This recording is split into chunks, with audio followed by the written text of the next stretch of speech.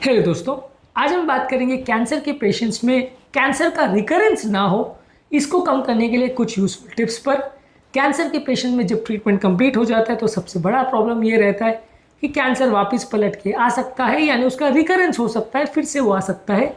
ये चीज़ ना हो, इसको रोकने के लिए आज कुछ टिप्स पर बात करेंगे। ये कब होता है, किन केसेस में क्या होता है और रिस्क फैक्टर्स के क्या है, इस पर ऑलरेडी हमने वीडियोस करे हैं। आज बात करेंगे कुछ ऐसे टिप्स पर जिससे ये कम हो जाए। टॉपिक बहुत इंपॉर्टेंट है। टॉपिक पर जाने से पहले जो लोग हमारे चैनल पर नए हैं उन्हें रिक्वेस्ट करूँगा कि चैनल को सब्सक्राइब करें, वीडियोस को लाइक करें, शेयर करें, फॉलो करें, कमेंट करें, पूरा देखें। टॉपिक इंपॉर्टेंट है, आपको किसी भी और चैनल पर नहीं मिलेगा, इसे एंड तक देखिएगा। चलिए शुरू करते हैं इंपॉर्टेंट वीडियो।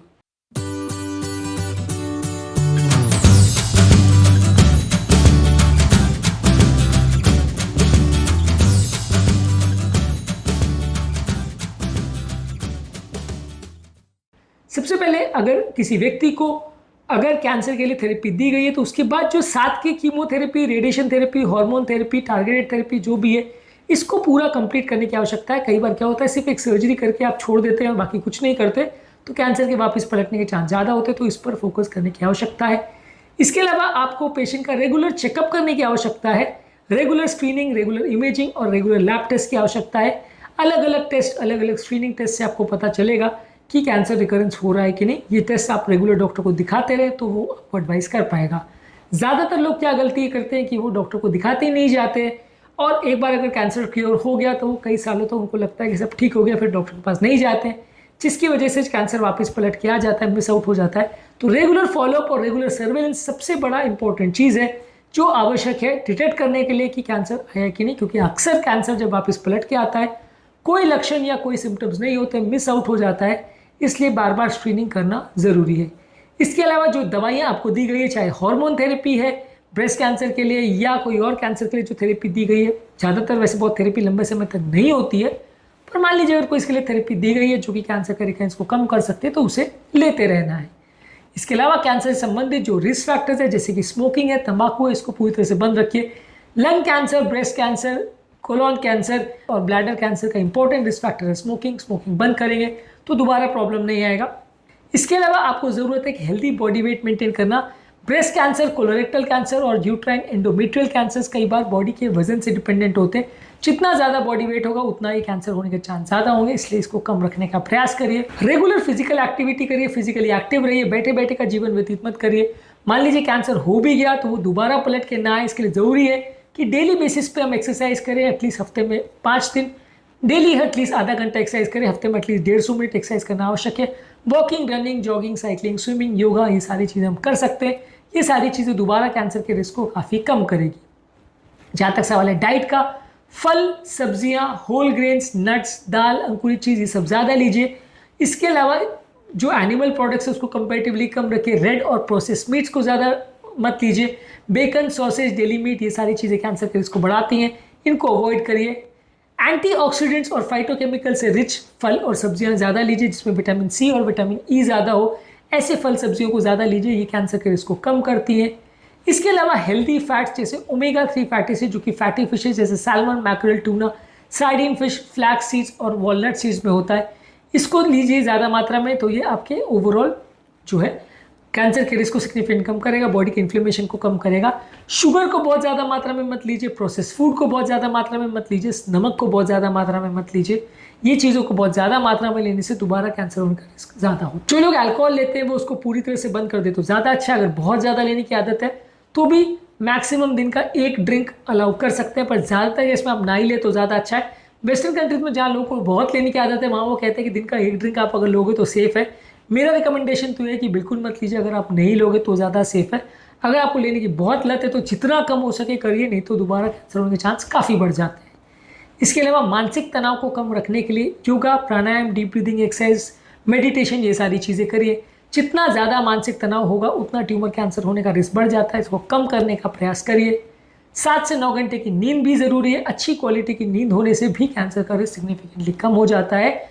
और ये नींद को मेंटेन करने के लिए और इसके लिए आप क्या क्या चीज़ें कर सकते हो, कौन कौन सी दवाइयाँ आती है, इसको ऑलरेडी हमने अलग अलग वीडियोस में एड्रेस किया है, इसको जरूर चेकआउट करें। इसके अलावा अपनी इम्यूनिटी को बढ़ाने का प्रयास करिए। सारे vaccination time to time, Covid के हो चाहे निमोनिया की हो, इन्फ्लुएंजा की, उसको टाइम टू टाइम लीजिए।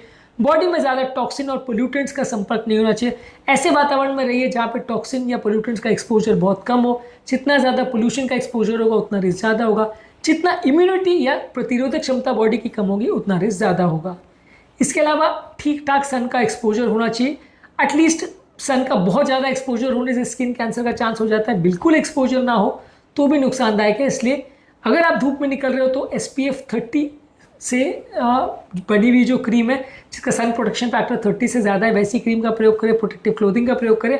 बहुत ज़्यादा टैनिंग बेड्स का प्रयोग मत करें। ये सब चीज़ों से स्किन कैंसर होने का चांस बढ़ता है। स्किन का लेकिन कैंसर का तो ज़्यादा सवाल है, वहाँ पे आपको कोशिश करनी है कि स्किन कैंसर से बचने के लिए धूप बहुत ज़्यादा एक्सपोज नहीं हो। लेकिन बाकी बॉडी के लिए थोड़ा सा धूप का एक्सपोजर अच्छा है तो बिल्कुल बंद भी ना करें। थोड़ा बहुत एक्सपोजर होना चाहिए, यानी एडिक्वेट एक्सपोजर होना चाहिए, बहुत ज़्यादा नहीं होना चाहिए।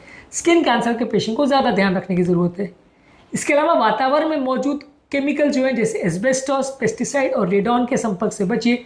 जो कार्सिनोजन वातावरण में अवेलेबल है उनका टेस्ट करिए और अगर ऐसी कोई चीज़ आपके वातावरण में अवेलेबल है तो उनसे बचने का प्रयास करिए, नहीं तो दोबारा कैंसर का रिस्क बढ़ जाता है। इसके अलावा एंग्जाइटी और डिप्रेशन जो कि कई बार कैंसर पेशेंट को ज़्यादा होती है, इनसे बचने का प्रयास करिए। साइकोलॉजिकल काउंसलिंग करिए और ओवरऑल एक हेल्दी हैबिट और हेल्दी लाइफस्टाइल मेंटेन करिए ताकि डिप्रेशन ना हो। ये भी कई बार ट्यूमर के रिकरेंस के चांस को बढ़ा देता है। रेगुलर मॉनिटरिंग और जांच पड़ताल करते रहिए। रेगुलर कोई भी अगर नए लक्षण हो रहे हैं, कोई नए चेंजेस अनयूजुअल हो रहे हैं या अगर कोई ऐसा इंपॉर्टेंट कंसर्न है तो तुरंत अपने डॉक्टर को दिखाइए। अगर कोई इश्यूज हो रहा है तो उसको तुरंत चेकअप कराना ज़रूरी है। अगर मिस आउट हो जाता है तो कई बार वापस पलट के आ सकता है कैंसर। इसके अलावा एक बार अगर कैंसर हो गया तो उसके बारे में बहुत ज़्यादा सतर्कता और नॉलेज की आवश्यकता है। जितना ज़्यादा उसके बारे में जानकारी मिल सके उसको अवेल करने का प्रयास करिए। आप जितने उसके बारे में एजुकेटेड रहेंगे खुद को ज़्यादा प्रोटेक्ट कर पाएंगे। जितना आप उसके बारे में नहीं जानेंगे बार बार प्रॉब्लम के होने का चांस बढ़ जाएगा। इसके अलावा कुछ स्पेसिफिक कैंसर्स के लिए आप ब्रेस्ट कैंसर में हार्मोन थेरेपी ले सकते हैं, वजन कम कर सकते हैं और अल्कोहल को कम कर सकते हैं। कोलोरेक्टल कैंसर के लिए हाई फाइबर डाइट ले सकते हैं, कोलोनोस्कोपी रेगुलरली कर सकते हैं और एस्पिरिन थेरेपी भी कई बार कैंसर के रिकरेंस को कम करती है तो उसको भी डॉक्टर से पूछ के ले सकते हैं। प्रोस्टेट कैंसर के लिए रेगुलर प्रोस्टेट स्पेसिफिक एंटीजन की मॉनिटरिंग कर सकते हैं और लो फैट डाइट ले सकते हैं, वजन कम कर सकते हैं। लंग कैंसर के लिए स्मोकिंग बंद करना है और एनवायरमेंटल पोल्यूटेंट्स जो होते हैं या वर्क प्लेस पर जो पोल्यूटेंट्स होते हैं उनके एक्सपोजर से बचना है। ये सारी चीज़ें लंग कैंसर के इंपॉर्टेंट फैक्टर है, तो ये सारी चीज़ों से बचेंगे तो कैंसर होने का चांस कम होगा। आज के टॉपिक में हमने इन जनरल बात करी कि कैंसर के रिकरेंस यानी दोबारा पलट के आने के चांसेस को कम करने के लिए क्या क्या चीज़ें आप कर सकते हैं। हर एक कैंसर के जो रिस्क फैक्टर्स है अगर आप उनसे बचेंगे तो कैंसर होने का चांस कम हो जाएगा। एक healthy diet, healthy lifestyle maintain करेंगे, प्रॉब्लम होने का चांस कम रहेगा। इसके अलावा कैंसर के रिकरेंस के क्या साइकोलॉजिकल इश्यूज होते हैं और क्या रिस्क फैक्टर्स होते हैं, इस पर हमने अलग से वीडियोस किए, इनको जरूर चेकआउट करें। टॉपिक एंड करने से पहले जो लोग हमारे चैनल पर उन्हें रिक्वेस्ट करूँगा कि चैनल को सब्सक्राइब करें, वीडियोस को लाइक करें, शेयर करें, फॉलो करें, कमेंट करें, पूरा देखिए।